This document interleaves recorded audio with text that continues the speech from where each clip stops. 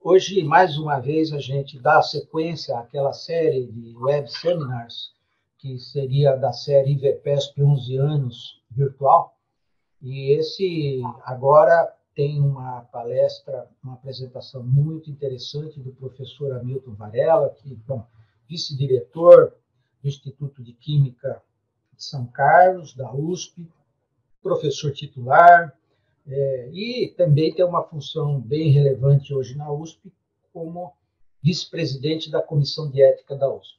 Então, esse tema que a gente está trazendo hoje para a discussão, que é boas práticas no meio acadêmico, ele é bastante oportuno nesse momento, até por conta de muitos casos que vocês devem ter acompanhado, inclusive o ex-ministro da Educação, que nunca foi, né, mas que houve aquele problema no currículo dele.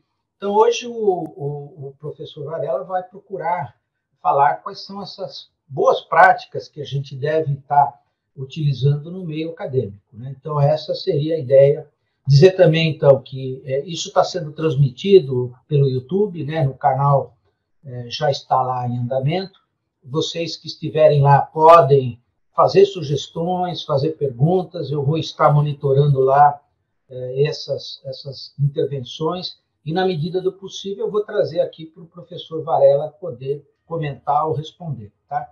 Então, mais uma vez, queria agradecer a presença de todos que vão estar acompanhando lá ao vivo no YouTube e agradecer, claro, o professor Varela por ter aceito esse convite, né?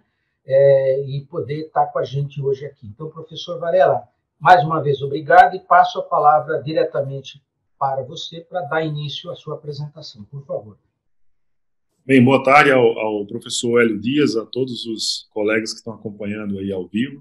E eu agradeço muito ao convite, né, a oportunidade de falar sobre esse tema que é tão importante para a academia, para os cientistas, e agora com essa nova dimensão que a ciência tem adquirido, né, por ocasião da pandemia, eu acho que esse tema tem saído um pouco do ambiente universitário, da academia, e é um tema transversal que atinge toda a sociedade. Eu vou fazer uma apresentação bastante curta, né, só com algumas pequenas provocações, segundo a orientação do professor Hélio Dias, e aí a gente deixa mais espaço para as perguntas e para o debate e algumas questões que eventualmente surgirão a partir da apresentação. Agora eu preciso compartilhar a minha tela, não é? Oi, professor. Tá tudo certo, Hélio? Me vê agora aí a tela direitinho? Sim, perfeito. Perfeito. Então, esse aqui é o título da apresentação, né? O professor Hélio foi um pouco mais além das minhas capacidades aqui, extrapolou um pouco para no meio acadêmico, né? Eu fui um pouco mais restrito para a pesquisa, mas no meio acadêmico eu espero que não frustre que a palestra não frustre os mais interessados em coisas um pouco mais amplas. Mas o meu nome é Hamilton Varela, eu sou professor do Instituto de Química de São Carlos, né, como foi dito, da Universidade de São Paulo, e vou contar ao longo dessa apresentação como é que eu me envolvi, não é que eu sou engenheiro de formação, não tenho relação específica com esse tema, mas eu vou tentar ilustrar como eu me envolvi com essa conversa aqui de boas práticas. Aqui é mais ou menos um roteiro, não é, do que eu gostaria de conversar com vocês hoje à tarde. Inicialmente, eu vou fazer uma breve introdução, não é, para falar um pouco sobre a geração de conhecimento e seus impactos. Eu acho que isso tem se tornado muito importante, não é, principalmente em modelos como o nosso aqui no Brasil, e a pesquisa é feita a grande parte da pesquisa é feita com o dinheiro dos contribuintes, não é? Então, sempre mencionar qual é a relação do impacto do conhecimento gerado nas nossas universidades, eu acho que é um bom começo para poder introduzir o assunto das boas práticas. Depois eu vou fazer uma pergunta muito, muito simples, né, cuja resposta é um pouquinho mais complexa, que é se há um motivo de preocupação. Quer dizer, por que a gente fala de boas práticas agora? Qual é o motivo de falar sobre isso? Quer dizer, será que tem muito mais casos acontecendo de plágio, de má conduta científica? Isso a gente vai discutir um pouco e tentar contextualizar as possíveis respostas para essa pergunta, não é? Que as respostas são multifacetadas, digamos assim. E depois perguntar, puxa, havendo ou não um motivo de preocupação, né, que certamente há, né, já antecipo aqui uma das possíveis respostas, mas a gente deve se perguntar qual é o papel das universidades, possíveis respostas, mas a gente deve se perguntar qual é o papel das universidades, qual é o papel das universidades de pesquisa, quer dizer, agir de forma mais policialesca para ver o que está acontecendo, ou se antecipar e trabalhar com a educação. Então é sobre isso aqui que eu vou tratar quando falar do papel das universidades. Depois, alguns casos típicos de má conduta científica, não é? Alguns casos que a maioria de vocês já conhece, mas aqui está apenas compilado para efeitos de organização. Finalmente, eu vou tratar de alguns exemplos, alguns casos clássicos em diferentes áreas do conhecimento e vou concluir com uma espécie de uma mensagem central, algum conselho para vocês que nos assistem. Então, inicialmente, né, quer dizer, a geração de conhecimento e seus impactos. Tem uma pesquisa muito interessante que foi feita no Canadá, que foi publicada na edição de agosto de 2016 da revista Pesquisa FAPESP, que fala sobre 11 possíveis impactos gerados pela produção de conhecimento. E aí, acho que a maioria aqui já é muito conhecido de todos, né? Quer dizer, a maioria desses impactos aqui, todos já conhecem, quer dizer, impactos científico, impacto político, econômico, na saúde, etc. Eu só vou chamar a atenção aqui de dois, em particular, que são menos, digamos assim, menos palpáveis, menos tangíveis, mas que são muito importantes. Então, um é o impacto cultural, que trata de como os indivíduos e a sociedade são transformados, né, quando se expande a borda do conhecimento, né, que separa o conhecido do desconhecido, e como essa sociedade também é transformada pela utilização de novas tecnologias, né? Então, isso gera um impacto esse impacto em particular é muito importante, porque fala que a ciência como sendo um ator muito importante, a atividade científica, né, como tendo um papel muito importante na sociedade nos nossos dias. Outro impacto que está listado aqui nessa matéria é o impacto simbólico, e aqui fala em particular do impacto nas empresas de ter uma boa relação com institutos de pesquisa. E aí eu chamo a atenção para o tempo que nós estamos vivendo agora, né? Quer dizer, que para quem acompanha a declaração dos gestores, né, principalmente aqui no estado de São Paulo, que tem declarações praticamente diárias do nosso governador, eu acho que ninguém ouviu com tanta frequência a palavra ciência, certo? Então, é um aspecto realmente muito importante. E o que nós temos visto é que a ciência é utilizada para legitimar algumas opiniões, né? Então, há algumas controvérsias na grande mídia sobre que tratamento utilizar, se existe um tratamento, se vacina é segura, etc. E sempre a ciência é utilizada para legitimar algumas posições. Isso é um aspecto novo, não é? E que mostra esse efeito simbólico da geração de conhecimento. Sobre as boas práticas, né? Quer dizer, qual é a necessidade de se falar sobre boas práticas? Há motivo atualmente para preocupação sobre isso, quer dizer, há um grande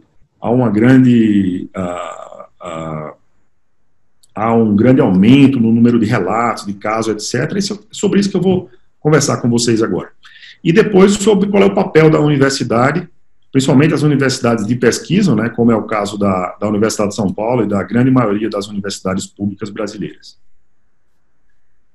Sendo um pouquinho específico, mas eu vou generalizar no próximo slide, esse artigo aqui de uma revista importante de Química, 2019, tratou de alguns artigos que são publicados na área de Química, Engenharia Química e Materiais, com respeito à dinâmica de retratação. O que significa você retirar ou você retratar um artigo? Significa que o artigo foi publicado, alguns problemas foram verificados depois da sua publicação, e esse artigo foi retirado, quer dizer, ele deixa de existir para a literatura, para todos os efeitos na literatura, certo? Então, foi feito um estudo realmente muito grande, né, com mais de 1 milhão de artigos, certo?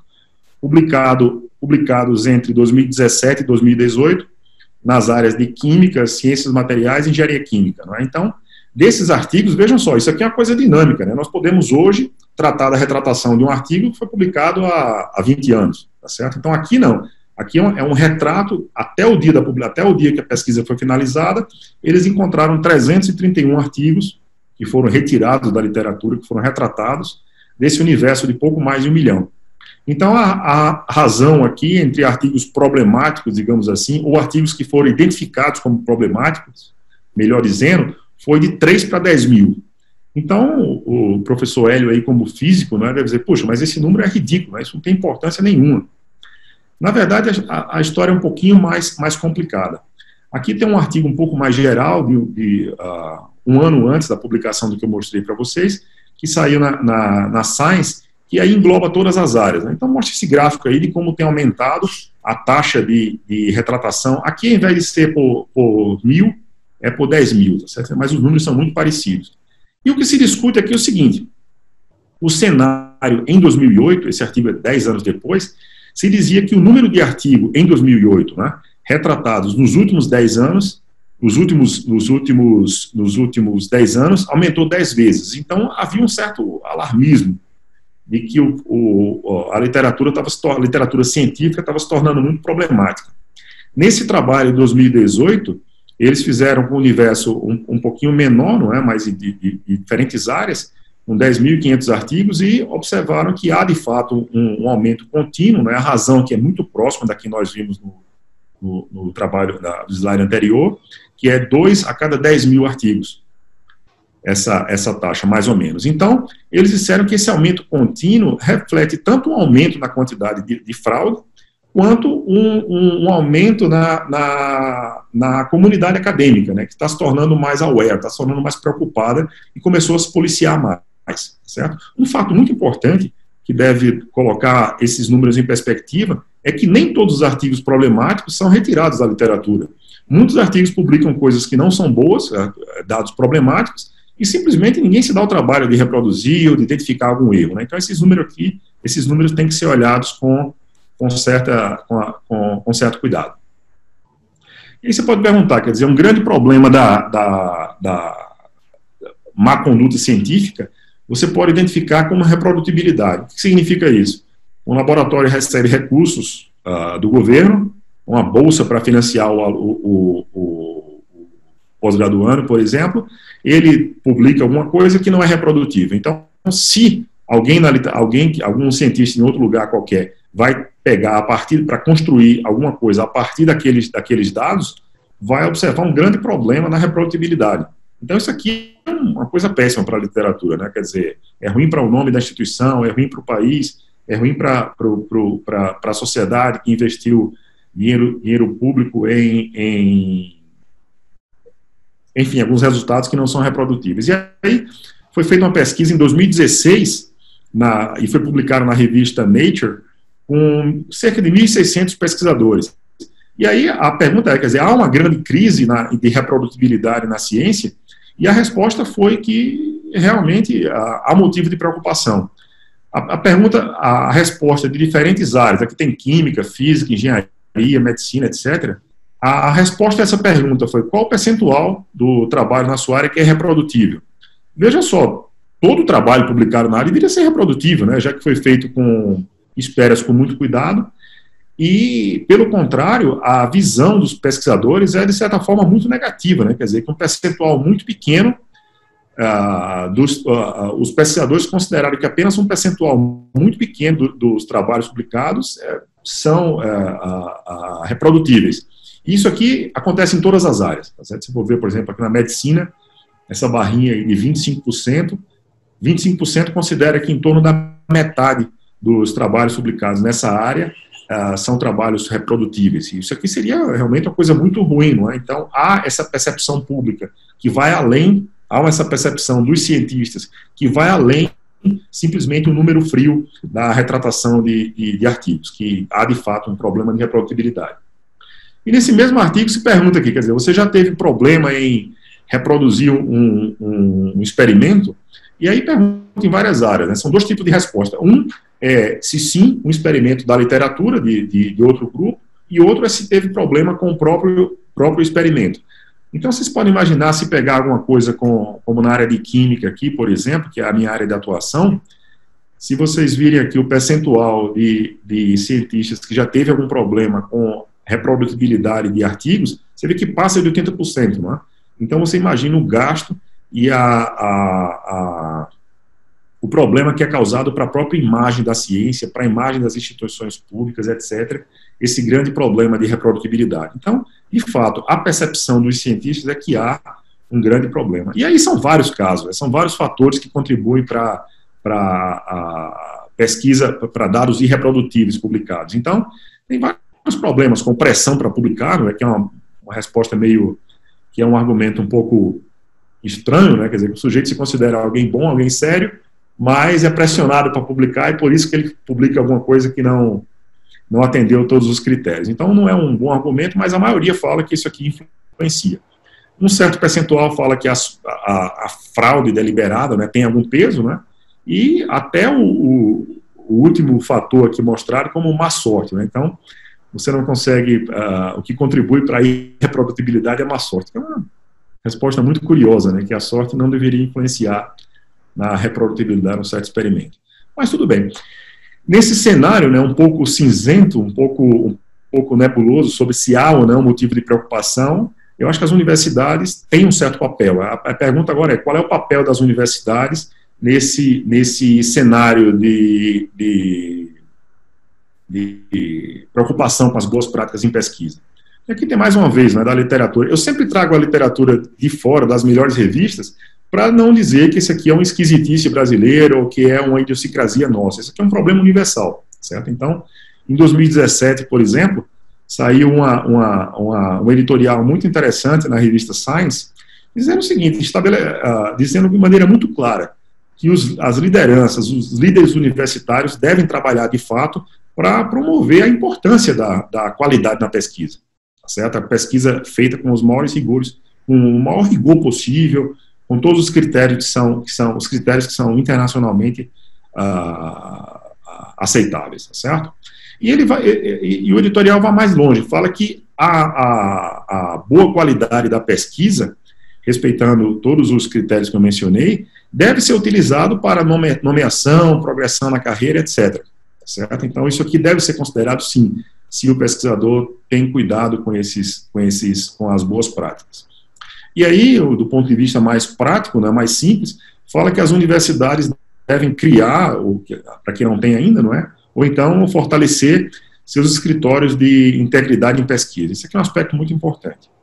E aí vem o último ponto aqui, que é um sinal dos nossos tempos, né? Quer dizer, toda essa história do relativismo que nós estamos vivendo, ou das fake news, do papel das narrativas, fala que a universidade tem que manter uma posição muito importante, tá certo? Defender o padrão da análise baseada em evidências, tá certo? Isso aqui em todos os níveis. Então, é um aspecto que eu considero muito importante e que traz o ponto da educação e prevenção. Quer dizer, quando se fala em boas práticas, muito mais que se falar na punição dos envolvidos, eu acho que a universidade deve se antecipar e tratar de educação para a prevenção.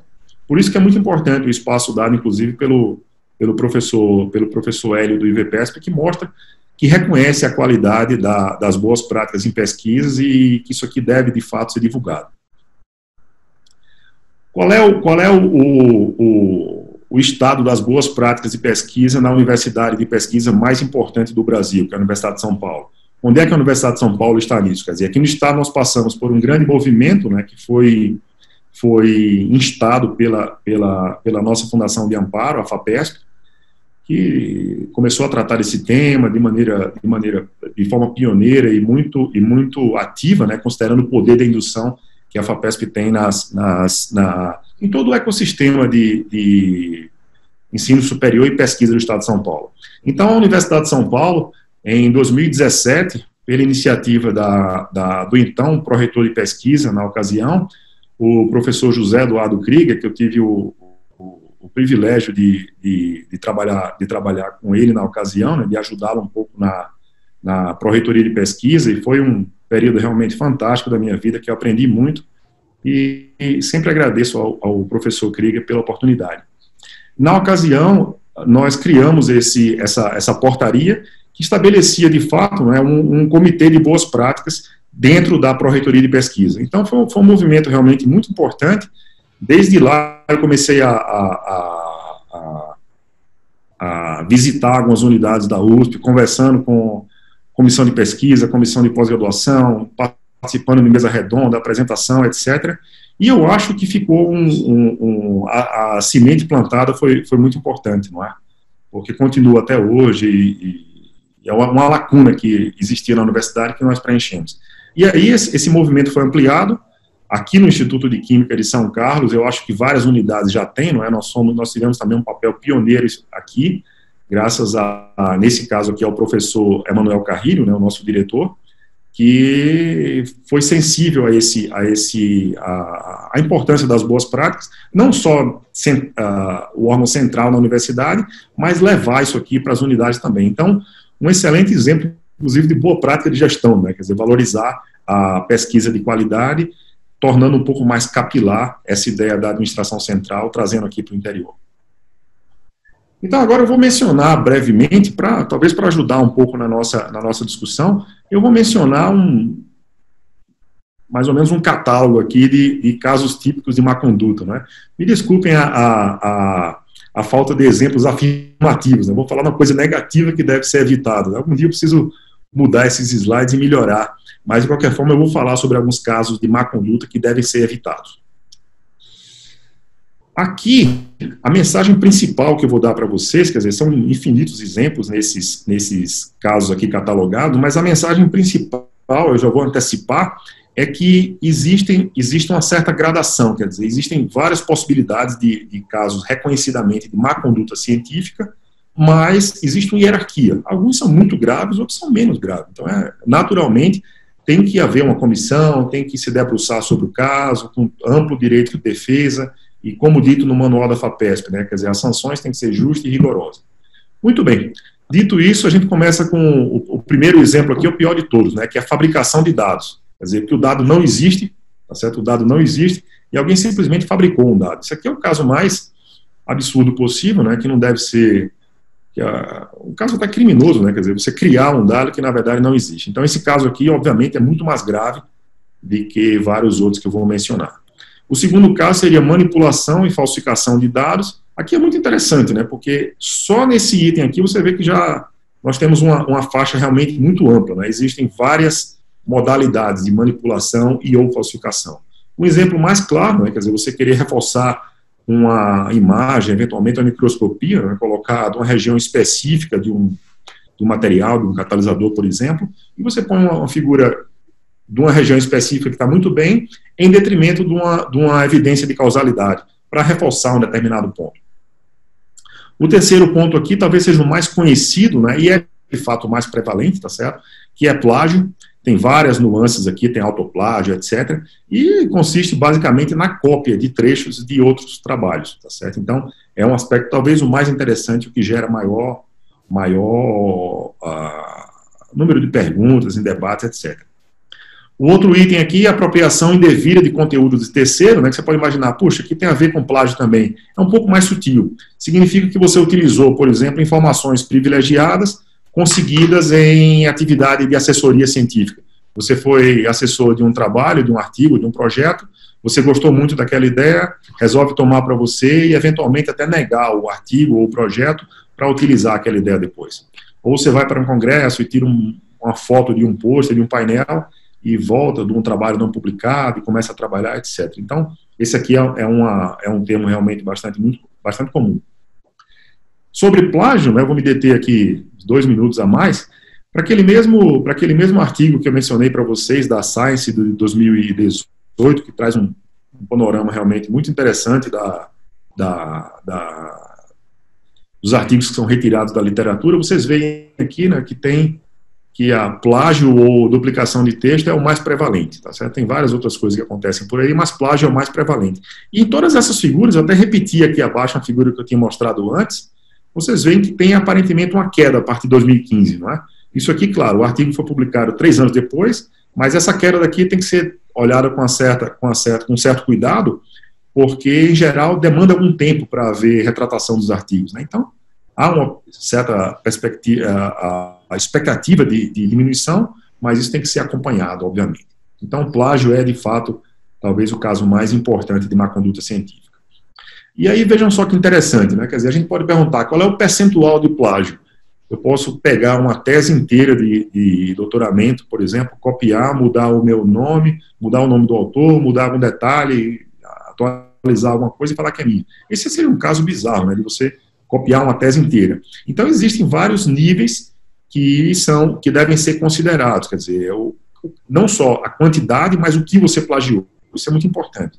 E aí, mais uma vez, a revista Pesquisa FAPESP, na matéria de 2018, mostrou de como a coisa é feita em algum acordo que se chegou nas universidades na Índia. Né? Então, veja só que curioso. A turma lá resolveu dividir em 3 níveis aqui, em 4 níveis. O nível 0 seria plágio de até 10% do trabalho, então sem penalidade. Aqui já começa um problema sério, né? Quer dizer, se você tem um artigo e você copia 1 ou 2% e é a conclusão principal do artigo, você copiou e falou que é sua, né? A gente não é uma situação completamente livre de penalidade. Talvez não se encaixe exatamente no plágio, mas ninguém está inocentado por estar nesse nível 0. E aí a coisa vai aumentando, não é? Até chegar nesse nível de plágio de mais de 60%. E talvez se encaixe naquela história que eu falei de você tomar o trabalho inteiro e mudar apenas o nome do autor.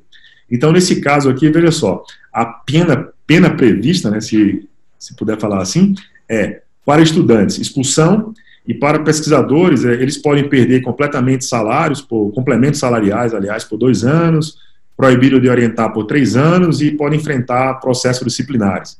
Talvez a demissão em caso de reincidente. Qual é o problema disso aqui? Quer dizer, como um guia geral está bem, mas quantificar apenas o plágio não é suficiente, a gente precisa qualificar o plágio.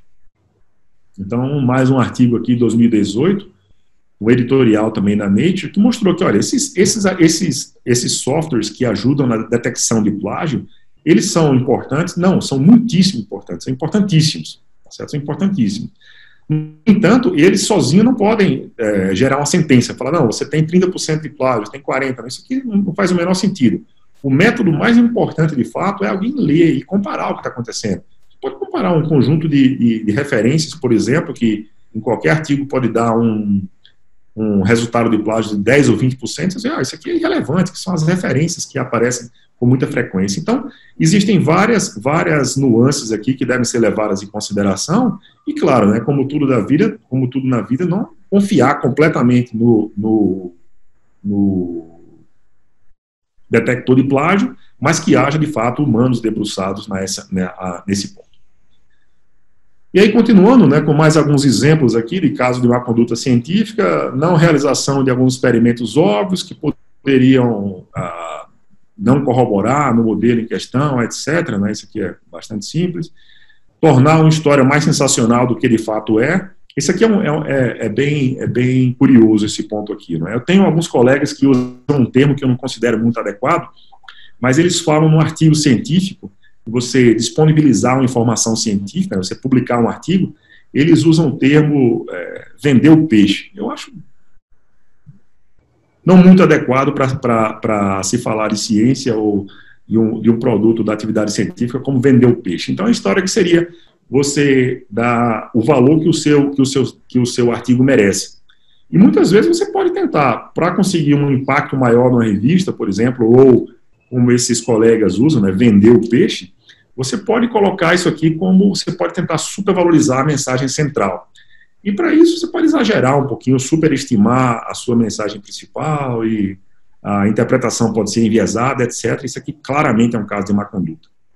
Autoria indevida ou injustificada é o caso de você coloca no trabalho quem não trabalhou efetivamente ou que cedeu algum laboratório, algum recurso, etc. Você inclui na autoria.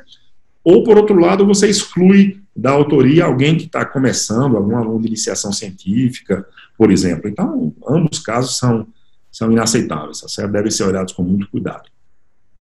Omissão de informações relevantes, fragmentação dos resultados, que se chama salami science, né? Ao invés de publicar um artigo que é importante para a literatura, que deve ser lido como um todo, se fatia esse artigo em várias partes para ganhar em número de papers, né, que no final das contas isso não vale nada. Né? Então, o importante de fato é concentrar uma ideia, um artigo. Certo? Referências inadequadas e enviesadas, né, todos já conhecem, é você esquecer deliberadamente uma referência que é importante para aquele assunto que você está estudando, mas que, sendo incluída, pode tirar o aspecto inédito do seu trabalho ou diminuir um pouco a força do seu argumento. E, por outro lado, é você incluir referências desnecessárias, por exemplo, para inflar algum índice de citação, etc. Então, isso aqui deve ser evitado. Finalmente, não é, nessa compilação aqui desses casos, nós temos que é nosso dever proteger a literatura, certo? Isso aqui é muito importante. A literatura científica é um bem da nossa cultura, não é? É um bem que a sociedade deve preservar, e é nosso papel como cientista proteger a literatura. Então, uma pequena mudança de atitude que eu iria sugerir aqui, quer dizer, se foi identificado algum erro após a publicação, o pesquisador deve ser o mais interessado. O pesquisador deve ser o mais interessado em reparar aquele erro, tá certo? Então, qualquer caso de negligência observado após a publicação, o próprio autor deve ser o primeiro a relatar o que aconteceu ou tentar reparar o erro. O outro caso é o comportamento inadequado em caso de suspeita de má conduta. O que significa isso?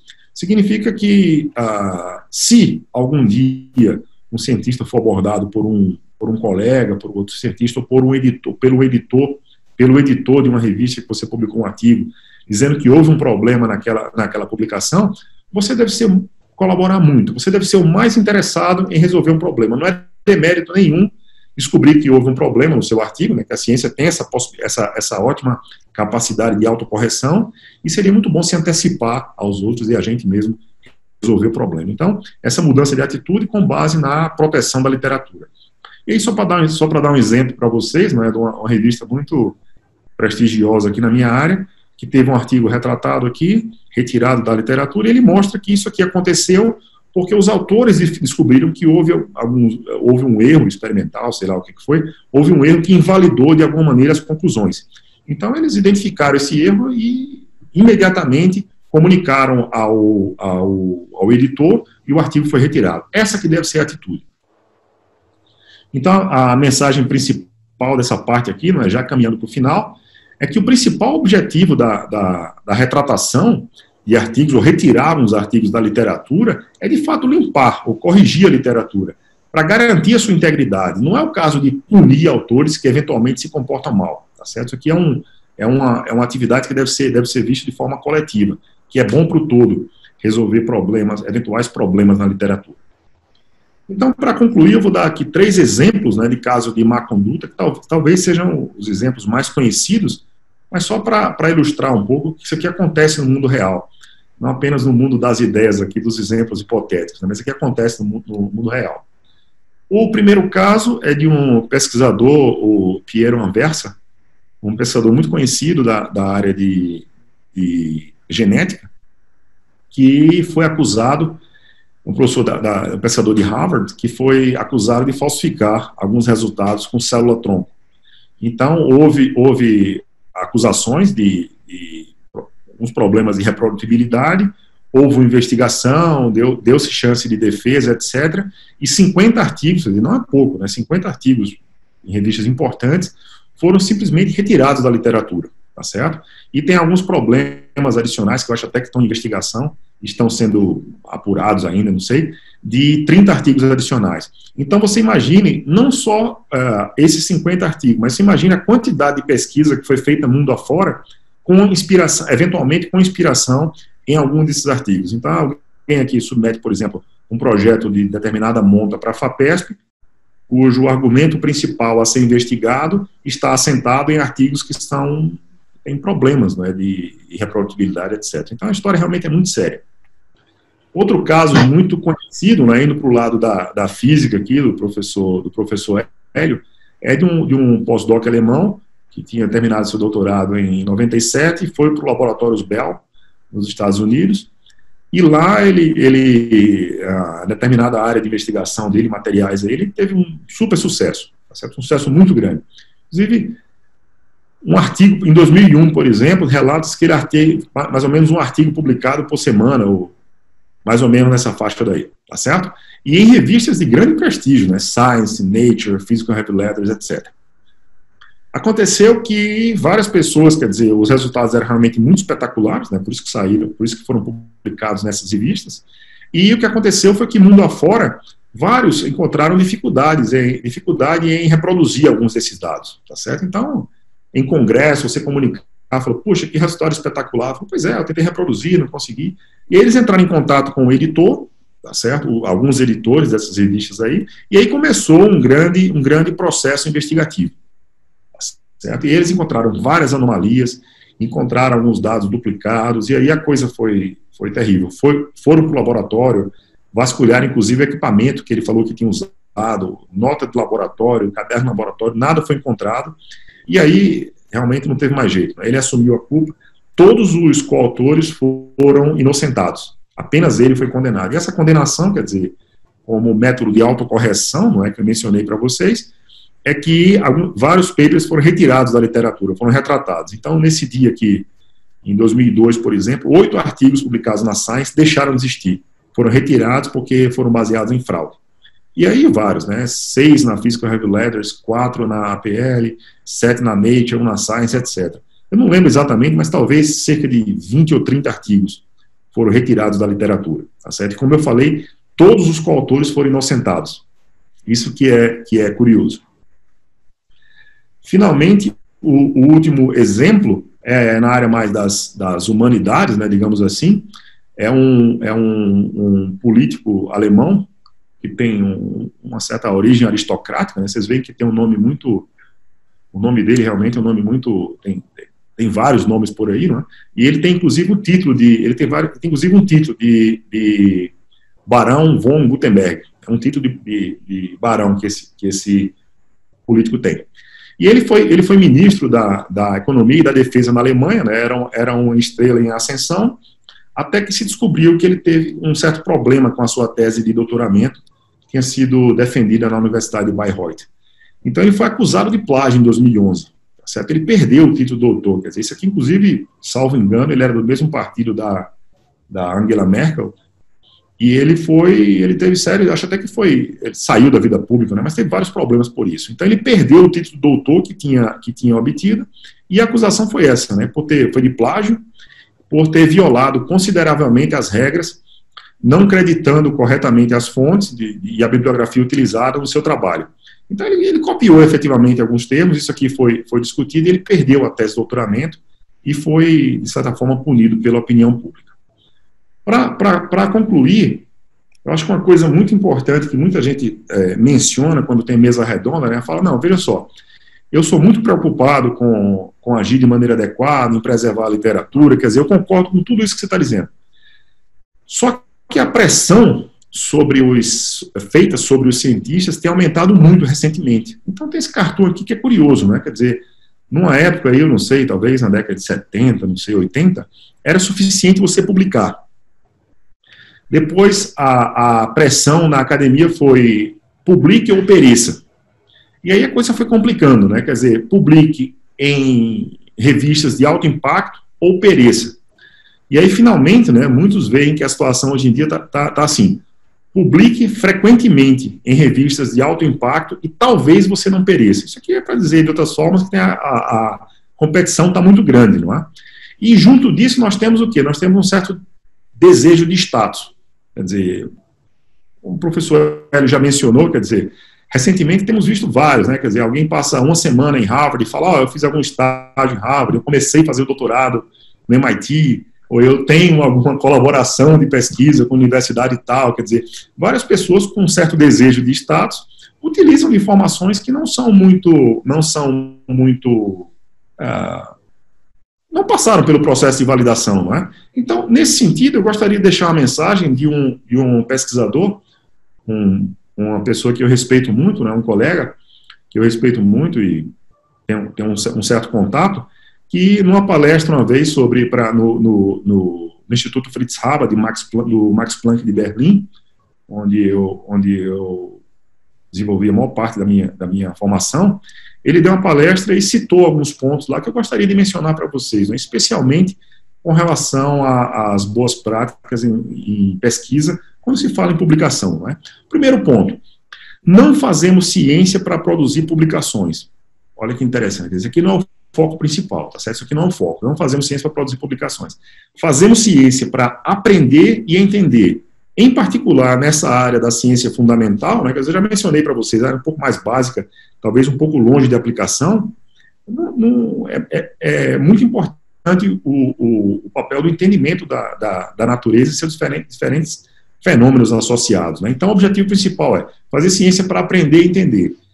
A publicação é feita para documentar e induzir a discussão. Certo? Você tem que registrar de alguma forma, documentar o que você fez e para induzir a discussão pelo mundo com os pares. E outra coisa, não devemos trabalhar com foco nos rankings, quer dizer, a etapa de avaliação, muita gente fala, eu faço tudo direitinho, mas aí o CNPq ele cobra muito, a CAPES, o AFAPESP, então eu sinto uma obrigação de ceder a essa pressão e eventualmente pode ser que eu relaxe em alguns aspectos relativos às boas práticas. Isso aqui não faz sentido, porque o problema dos rankings ou da avaliação é de quem avalia e não do pesquisador, certo? Ele deve ficar fora desse tipo de discussão. O uso de publicação e suas citações são métricas secundárias de qualidade. Certo? Quer dizer, às vezes aquele negócio de você superestimar um determinado artigo para chegar na revista de impacto tal, quer dizer, isso aqui é muito importante, todo pesquisador deve procurar uma grande publicidade, uma grande abrangência, mas isso aqui deve ser levado em consideração junto com o ponto principal aqui, que é, primeiro vem a integridade e a originalidade. Então, Hélio, com isso eu encerro. Agradeço a atenção e, caso tenha alguma pergunta ou o nosso bate-papo, eu estou disponível. Muito obrigado. Ótimo, foi excelente apresentação, parabéns, Hamilton. Tenho já aqui algumas pessoas, o próprio professor aqui, Isaac, faz 2 comentários. Né? Um, ele fala assim, precisamos boas práticas no meio acadêmico, no governo e no dia a dia de todos, que é realmente, vamos conversar um pouquinho já sobre isso. Mas ele pergunta assim, a valorização da produção científica quantitativa de algumas agências de fomento estimulariam as fraudes? Como é que você vê isso, Hamilton? Deixa eu ver se eu entendi exatamente, quer dizer, se a pressão dessas agências forçariam de alguma forma as fraudes, né? Isso. Eu acho, pode ser. Foi o que eu concluí, na verdade, da apresentação, né? Muitos dizem isso, que procuram fazer tudo bem, mas aí tem um grande problema das agências que pressionam. Pode ser, mas eu acho que passa pelo esclarecimento, né, dos cientistas, dizendo que não tem, que esse argumento não é muito válido para ser utilizado, né? Quer dizer, primeiro vem a integridade e a originalidade. Eu acho que é fundamental manter a ciência longe desse tipo de pressão. Né? E o problema, se você faz a melhor ciência que as suas condições permitem, o problema de quem avalia é secundário, né? Quer dizer, não me diz respeito, né? Quer dizer, eu não posso relaxar os critérios de qualidade, colocando em outros termos, né? Eu não posso relaxar em termos dos critérios de qualidade para atender a agência A ou a agência B, não é? Quer dizer, eu sirvo aos critérios éticos que eu tenho em mim, não é? Quer dizer, não é uma agência que vai me fazer relaxar um pouco. Mas faz bastante sentido, quer dizer, essa pergunta daqui é a pergunta a resposta que eu dei é mais protocolar, mas é óbvio que faz algum sentido, sim, o impacto das agências. Quando eu estive no comitê assessor de física durante um período, né, acho que 4, 5 anos, e a gente sabe que essa questão do número de publicações, né, a gente tem normalmente esse critério, olha, tem uma bolsa de produtividade, que essa bolsa de produtividade, ao ser implantada, e por ela ter normalmente comprometida já no orçamento de muitos pesquisadores, então, assim, a manutenção da bolsa, e ela, basicamente, vamos dizer assim, você chega lá, tem 1000 processos, cada um de nós pega um conjunto, você analisa, vê o que o cara produziu, e acaba sendo realmente uma numerologia, em geral, até pelo tempo, né? Que às vezes você passa uma semana lá para poder fazer essas avaliações, e aí depois chega gente jovem, né? A gente tem uma cota, né? Tem as bolsas que... tenho 100 bolsas, sei lá, eu tenho 80 renovações, e teria talvez 20 novas, né? E aí é uma coisa complicada, essa questão da numerologia. Então, eu acho que o que o professor Isaac comenta é uma coisa realmente que a gente precisa achar outros caminhos, né, para que, por exemplo, a questão do ensino, a questão da cultura e extensão, essas atividades de divulgação, a gente tem, infelizmente, colocado isso em segundo plano, na verdade, né? Eu tenho um caminho, se você me permite, eu tenho um caminho, quer dizer, os concursos, vamos falar de 2 momentos. Um concurso de ingresso, como é que funciona na USP e como é que funciona em outras universidades públicas que eu já participei. Na maioria dos casos, quer dizer, fora da Universidade de São Paulo, eventualmente das estaduais paulistas, você tem uma tabela para preencher que entra número de artigos, primeiro autor, etc. Então, eu sempre brinco que é mais ou menos um trabalho que é feito para avaliar, a banca deveria levar uma balança. Então, cada um chega com a quantidade de papers que tem lá, põe na balança, a gente anota o número, e quem tem mais peso, quem tem mais papel, ganha o concurso. Na USP, funciona de forma diferente, quer dizer, o maior peso, pelo menos na nossa unidade, o maior peso de 50% no exame de ingresso é do currículo e da arguição sobre o currículo. Então, a banca tem a oportunidade de conversar com o candidato, não para descontar contra os papers, que olhar no lápis já está tudo lá. Isso aqui não importa. O que importa é o que ele quer fazer no futuro, e o passado só serve para legitimar, de alguma forma, a experiência que ele tem. Então, eu acho que para ingresso tem uma forma muito fácil, o modelo que funciona no Brasil. Em relação às bolsas de produtividade ou algum outro projeto, eu acho que a FAPESP caminhou muito bem, não é, nessa história da súmula curricular, que você põe 10, como é que se fala? 10 elementos de pesquisa, né? Quer dizer, não necessariamente 10 papers, mas você pode colocar uma apresentação que você fez, um lugar que você acha que é muito importante, etc. Mas em todo lugar sério do mundo, que eu participo de aparecer para algumas outras agências lá fora, etc., o que eles têm é o seguinte, ele fala o seguinte, olha, cite 2 papers que você publicou nos últimos, por exemplo, 5 anos, e fale aí em meia página por que esses papers são importantes. Então aí a gente vai ter tempo de ler, né? Quer dizer, uma página por candidato, eu acho que a gente consegue ler. Isso é muito mais importante, talvez, do que pesar a quantidade de número, etc. Todos esses fatores são importantes, mas eu acho que ir um pouco mais para o aspecto subjetivo ajudaria. Tem também um colega, que acho que é colega seu também, que é o Fritz Hugenin, né? Ele só comenta um pouco aí, falando e parabenizando aí pela discussão hoje, tá? Você deve conhecê-lo, né? Sim, sim. Bom, tem um outro colega nosso, Marcos Piva, que é lá de Santa Catarina, e ele fala o seguinte, ó, tenho me especializado em compliance, né? E tenho me aprofundado na área de governança e educação. A gente vê que realmente essa questão do compliance, ela precisa realmente ser implementada tanto na educação pública como privada. Como é que você vê isso, Hamilton? Questão do compliance. Essas boas práticas, né, quer dizer, a apresentação foi restrita, né, a boas práticas em pesquisa, mas obviamente que isso aqui perpassa várias atividades, quer dizer, não há a menor dúvida, né, quer dizer, a gente tem, eu mencionei brevemente boas práticas de gestão, não é? Então isso aqui perpassa todas as áreas, né? O foco foi mais limitado pela minha área de atuação, mas é óbvio que as boas práticas perpassam todas as áreas. Bom, eu queria também, quer dizer, falar um pouco do teu futuro, viu, Hamilton? A gente sempre fica acompanhando a sua trajetória. Quais são os seus planos para o futuro, realmente, dentro da USP? O que você deseja ainda? Claro, você tem aí uma longa trajetória a percorrer, mas quais que são os seus planos aí para o futuro dentro da universidade?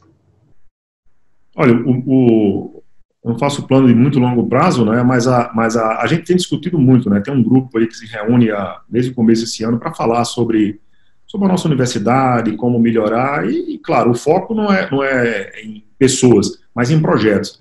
Então, a gente tem discutido muito sobre o futuro da USP, né, algumas questões que são preocupantes, nesse momento de crise, etc. Eu não tenho grandes planos de muito longo prazo, digamos assim, não é?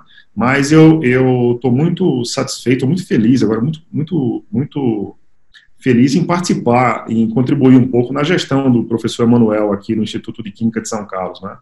Então, eu acho que seria natural eu pensar em dar continuidade a esse trabalho que ele está fazendo, que realmente está mudando o nosso instituto, certo? Então, tem mais 2 anos ainda aí como vice-diretor, e se eu conseguir continuar contribuindo com as coisas que o professor Emanuel está fazendo, eu acho que, eventualmente, eu posso considerar alguma continuidade nesse projeto, né? Mas ainda falta muito ainda. Eu não tenho planos de muito longo prazo. Meu plano é entender a Universidade de São Paulo e estar à disposição para discutir. Beleza. Me fala um pouco também agora, queria ver a tua posição, principalmente com relação à questão da pós-graduação.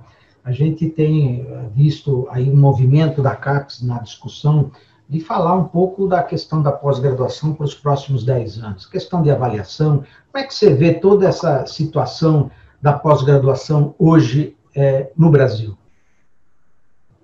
A pós-graduação brasileira, né, tem várias peculiaridades, né? A CAPES fez um papel realmente fundamental em organizar o sistema.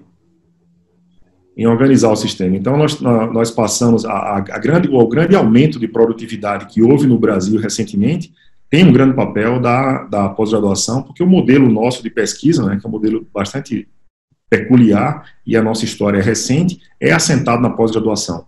Então, houve muitos sucessos, né, tem muita coisa para ser comemorada, mas eu acho que o salto agora é de qualidade. Eu acho que o salto que que o Brasil precisa fazer agora é de qualidade. Obviamente, esse assunto não pode ser esgotado, né, em alguns minutos, que é muito complicado, mas eu acho que, por exemplo, em uma universidade que ocupa um papel de liderança, como a Universidade de São Paulo, ela precisa assumir, de alguma maneira, a sua missão como universidade de pesquisa. Então, a pós-graduação, nesse contexto, vai ter que tomar algumas medidas que não foram possíveis de serem tomadas no passado, né, talvez com o momento de crise agora, a nossa pós-graduação consiga se ajustar para dar esse salto rumo à qualidade, né, porque em termos de quantidade, o Brasil está muito bem, não é? Essa é uma pesquisa recente aí que a USP é a número 7 no mundo, né, em termos de volume de pesquisa, mas notadamente a gente tem muito a melhorar em termos de qualidade. Então, eu acho que a pós-graduação tem um papel muito importante a seguir, e vamos ver, não é, que o governo tenha paz aí para organizar o sistema e fazer essas mudanças necessárias rumo à qualidade. Recentemente, eu fiz um web seminar com o nosso colega, o atual vice-reitor da USP, sobre a questão das cotas, né? E eu queria que você mais ou menos comentasse essa questão das cotas na graduação, no ingresso, né? Me parece que, pelo que eu vi dos resultados, né, da apresentação, foi interessante. Se discute essa questão na pós-graduação, né, se é caso de ter ou não a questão das cotas prevalecendo também na pós-graduação. Recentemente, teve um artigo que, claro, é já antigo, acho que é de 2013, do professor Glaucio, que ele fala que essa prática não deveria ser inserida, né, na pós-graduação. Como é que você vê essa questão de cotas na pós-graduação? Olha, há muitas controvérsias sobre isso, né? Quer dizer, na graduação eu assisti também a apresentação do professor Hernandes. Ele colocou com muita propriedade como a USP evoluiu, né, para chegar nesse valor ótimo, né, que ele mencionou, quer dizer, 50% vindo das vagas na USP terem alguma relação com cotas. Eu acho que as ações afirmativas, elas têm um papel realmente muito importante, tá certo? Em todos em alguns outros países funcionou muito bem, e tem que vir junto também com o processo de avaliação, né? Eu acho que há uma certa dificuldade de se discutir isso hoje no ambiente acadêmico, né? A gente está muito polarizado hoje em dia, né? Quer dizer, ou esquerda ou direita, e está perdendo talvez um pouco da racionalidade no debate, né? Então, a universidade, que deveria ser um ambiente privilegiado para se discutir, eu acho que temas como cotas, é muito difícil o debate aberto ainda. Então, sobre a graduação, acho que as cartas já estão na mesa, né, não há muito o que discutir. Em relação à pós-graduação, eu acho que talvez um dos principais argumentos, né, sobre esse artigo aí que foi mencionado, na verdade, a entrevista que foi feita há alguns anos aí com um colega nosso, o que ele disse foi o seguinte, foi que esse tipo de uma ação afirmativa nesse nível, quer dizer, para alguém que já passou pela graduação, né, que eventualmente até já usufruiu de cotas na graduação, talvez não fosse necessário na pós. Então, eu acho que um debate livre e respeitando todos os pontos de vista seria muito salutar nessa história das cotas para a pós-graduação. Eu chamo a atenção, talvez, um dos documentos mais interessantes sobre isso, né, que sempre a gente tem mania de fazer tábula rasa, não é? Quando começa a se discutir, é muito comum isso aqui, infelizmente, até na universidade como a nossa. é muito comum que o microfone, quando é aberto, né, alguém fala, eu acho que é isso, eu acho que é aquilo, às vezes ignora alguns documentos que já foram feitos para a situação para a própria situação local do Brasil.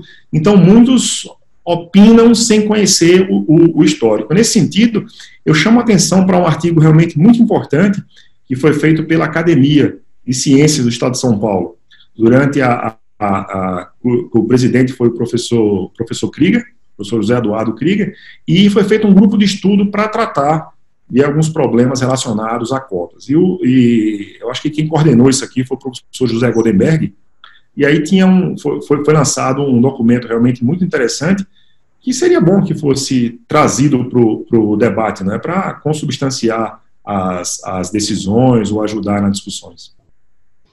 Diz também, assim, queria também conhecer um pouco a sua visão sobre a atual situação, assim, da pós-graduação, assim, em nível geral, principalmente nas universidades federais, né, e a questão, como você vê hoje, né, vamos dizer, algumas, vamos dizer, sugestões que você poderia estar trazendo, né, para que a gente conseguisse ter um resultado melhor. Como você comentou, né, a USP, o Unicamp e o Unesp, ela tem uma primazia nessa questão de produção. O que você acha que está faltando, entendeu? Claro que tem alguns casos, né, específicos, e a gente não pode generalizar, não é todas as universidades federais, mas acho que, na média, muitas das universidades poderiam ter um resultado muito melhor na pesquisa do que tem atualmente. O que você sugeriria como, assim, proposta para que isso pudesse ter uma melhoria? Eu já falei sobre a falta de foco, né, que existe em muitos casos, e o primeiro ponto que vem à reflexão, Hélio, talvez seja fazendo o próprio dever de casa, né, pensando no nosso programa aqui do Instituto de Química de São Carlos, que é um programa de excelência, né, sempre teve a nota máxima na área de Química, e quando eu faço a autocrítica do nosso programa, uma análise de como nós somos, eu identifico vários problemas. Falei, puxa vida, nós estamos longe da excelência, né, tem muita coisa a melhorar. E o nosso programa é nota 7, certo? E aí eu fico pensando sobre os eventuais problemas, né, que eu não conheço de perto outros modelos, outros programas, mas sobre os eventuais problemas de programas nota 3 e 4, por exemplo. Então, entende? Quer dizer, num programa nota 7 de excelência como o nosso, há vários problemas, você imagina em programas com nota 3 ou 4.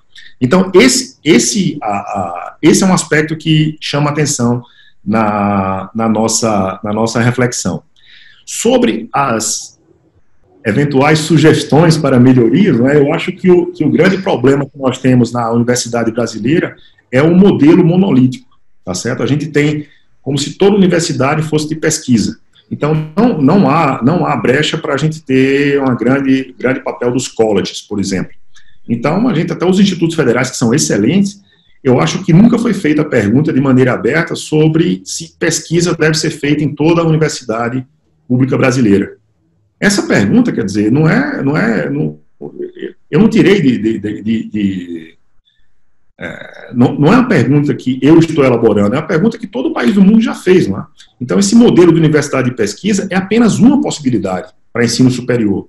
Então, o fato é que todo mundo no Brasil, todas as universidades públicas fazem pesquisa em todas as áreas, o que mostra uma certa falta de foco, né, que é impossível ser bom em tudo, tá certo? Vários programas realmente não têm uma nota adequada como classificado pela CAPES, mas isso aqui, na verdade, é pela falta de opção que é dada, né, quer dizer, pela falta de opção que é dada em termos do sistema, que acha que todo o ensino superior deve ser assentado na pesquisa. E esse é apenas algum modelo, né, quer dizer, nos Estados Unidos, por exemplo, tem algumas possibilidades, tem college e tem as universidades de pesquisa de fato. E no Brasil, a ideia de todos fazerem pesquisa, talvez tenha dado uma certa pulverização dos recursos excedentes, não é?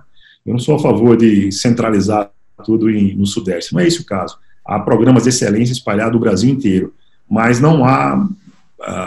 é muito difícil você imaginar uma universidade que atua em todas as áreas de pesquisa, junto com a pós-graduação, e que é boa em tudo. Nem a USP é assim, né? Então, esse tipo de análise é uma discussão realmente muito difícil, né? Que, como eu falei, não deve ser esgotada em 5, 10 minutos aqui, mas que deve envolver a sociedade inteira, a academia e a sociedade inteira. Por que isso aqui não é feito? Nós estamos num vácuo muito grande de liderança, na minha opinião. Então, eu acho que várias instituições, como as universidades, enfim, nós temos um vácuo de liderança que simplesmente a gente não consegue se organizar para fazer alguns debates que são importantíssimos e de maneira séria. Então, eu acho que por isso que essa discussão foi adiada, vem sendo adiada. Né? Mas tem vasta literatura, tem muita gente boa no Brasil que pensou sobre isso e que escreveu coisas interessantíssimas. Isso eu também vejo, ontem eu recebi um colega que está se candidatando a reitor do Instituto Federal de Educação aqui de São Paulo, e eu falei, olha, eu próprio também desconheço muito, assim, do papel desses institutos federais de educação, né?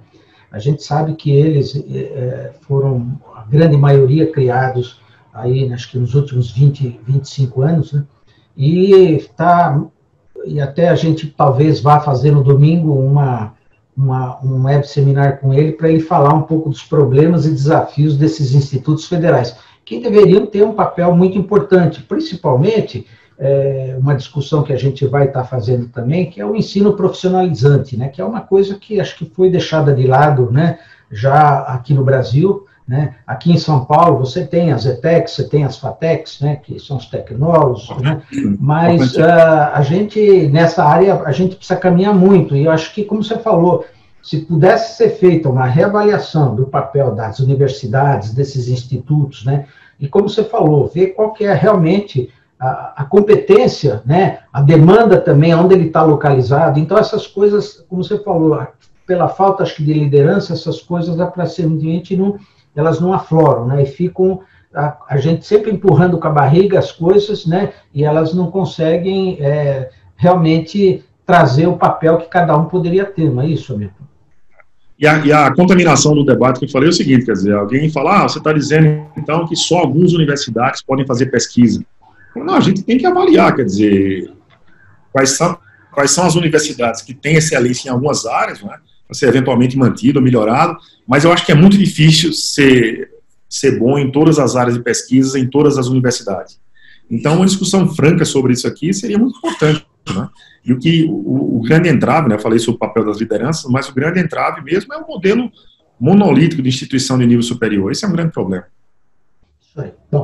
Bom, a gente já esgotou aí os 60 minutos, eu só queria aqui repassar aqui, agradecer naturalmente, novamente aqui a presença e as sugestões aqui, claro, do nosso colega, atual diretor do Instituto de Química, que é o professor Emanuel, agradeço, o Isaac Reutemann, que também teve aqui sugestões, o Fritz Hugenin, né, o Marco Piva, e agradecer então todos a eles, dizer que a gente deve dar, na semana que vem, a gente vai ter 2 web seminários muito interessantes, um inclusive vai ser com o professor Goldenberg, que vai ser na quinta-feira que vem, né, e na terça temos, vamos dizer, o número 1 da Falcone na área da educação, né, que é a Isabela, que vai também a gente falar um pouco como que eles estão atuando. Então, esse tema, educação e a questão da gestão das universidades é o foco que acho que é fundamental para que a gente possa, como você falou, você disse que a ciência, em todos esses debates hoje da pandemia, ela ficou realmente na pauta, né, de qualquer intervenção, sempre fala assim, nós estamos fazendo isso, ouvindo a ciência, ouvindo a medicina, né? Então, para a gente, acho que é um bom momento da gente aproveitar esse momento e fazer com que realmente esse apoio à ciência, tecnologia, inovação e educação, ela seja realmente mantida. Então, queria te agradecer mais uma vez e passo a palavra para tuas considerações finais antes da gente terminar. Por favor, Hamilton. Eu agradeço o convite, viu, Hélio? Espero que tenha sido adequado, o que você esperava, que tenha ajudado alguns dos que participaram aí, ou que vai ficar online depois. E nesse momento que a gente está passando agora, né, dessa pandemia, de tudo mudou, e trabalhar em casa, etc., eu acho que todos vocês passam, você já certamente passa por isso aqui, já conversamos sobre isso, mas estamos meio assoberbados, né, de muita tarefa, né, muita atividade online, muita reunião, muito seminário, etc. Eu queria dizer para você, Hélio, que tem um lugar na minha agenda especial, são os do IVPESP, tá certo? Então, no meio de toda essa chuva de palestras, o IVPESP tem feito um papel realmente espetacular, tá certo? E eu vejo o seu esforço, eu vejo a sua dedicação, fico muito feliz em poder contribuir de alguma forma e queria deixar aqui público, né, o meu agradecimento e parabenizar você pelo esforço, porque tem sido palestras espetaculares, nós tivemos várias, quer dizer, então, grande parte do assunto que eu converso com meus amigos hoje em dia, né, nas últimas semanas aí, são baseadas as conversas são baseadas no que eu assisto no IVPESP, tá certo? Muita coisa interessante e eu agradeço muito. Eu nunca consigo assistir online, né, mas eu vejo depois e estou muito, muito agradecido a você pelo trabalho. Parabéns e muito obrigado. Eu que te agradeço, fico muito feliz de ouvir as palavras de incentivo e de apoio suas, que vão ser muito importantes para eu, como você falou, continuar, que é o que você disse, a gente está realmente num momento, assim, muito assoberbado por conta dessa coisa, porque não é só isso, qualquer coisa que a gente está fazendo hoje, também a gente se comunica dessa forma, pagando boleto, ou mesmo conversando com um familiar, ou, enfim, participando. Ontem mesmo eu tive uma reunião de condomínio aqui que demorou quase 3 horas, que foi terrível, né? Que agora também as reuniões estão sendo possíveis fazer online também. Então, realmente é importante. Eu te agradeço mais uma vez e queria, então, novamente falar para todas as pessoas que estão nos assistindo que esse vídeo está sendo gravado, como o Hamilton falou, a gente vai fazer uma edição especial e vamos disponibilizar para todos, porque realmente esse material de hoje é extremamente valioso, eu acho que todos nós temos que levar em conta tudo isso que foi falado aqui. Obrigado, Hamilton, obrigado a todos e até a próxima. Tchau, tchau. Tchau, tchau.